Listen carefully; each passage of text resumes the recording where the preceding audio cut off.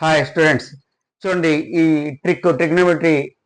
త్రికోణమితి అంటే భయం వద్దు బ్రో. ట్రిగ్నోమెట్రీ అంటే డోంట్ ఫియర్. ఇక్కడ ఒక రైట్ యాంగిల్ ట్రయాంగిల్ తీసుకున్నాను. మూడు యొక్క 3 సైడ్స్ ఉంటాయి. దీనికి యాంగిల్ మాత్రం ఒకటి ఖచ్చితంగా 90 డిగ్రీస్ ఉంటుంది ఇక్కడ. కాబట్టి దీన్ని ఇక్కడ స్క్వేర్ లో చూపిస్తాను. దీన్ని ఇక్కడ ఏ దగ్గర టేటాని యాంగిల్ తీసుకున్నాము. ఇక్కడ ఈ టేటాకి ఎదురుగా ఉన్నటువంటి దాన్ని ఆపోజిట్ సైడ్, దానికి ఆనుకుని ఉన్నటువంటి దాన్ని సైడ్ని ఎడ్జసెంట్ సైడ్ అన్నాము.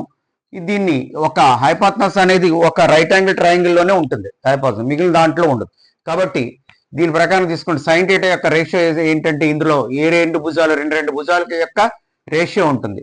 ఆపోజిట్ సైడ్ బై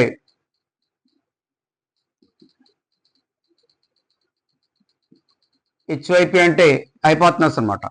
ఇక్కడ ఎడ్జసెంట్ సైడ్ హెచ్వైపి అంటే ఇది ఈ సైడ్. అట్లాగే tan θ అంటే opposite side by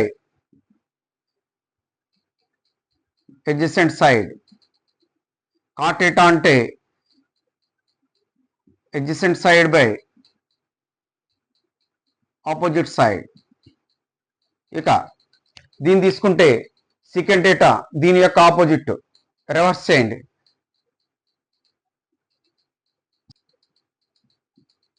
adjacent side.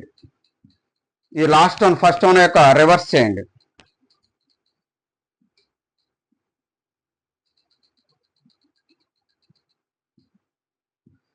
This is the process.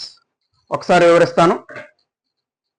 sin θ opposite side by hypotenuse, cos θ adjacent side by hypotenuse, tan θ opposite side by adjacent side, cot θ adjacent side by opposite side, secant θ hypotenuse by adjacent side, cosecant θ hypotenuse by opposite side.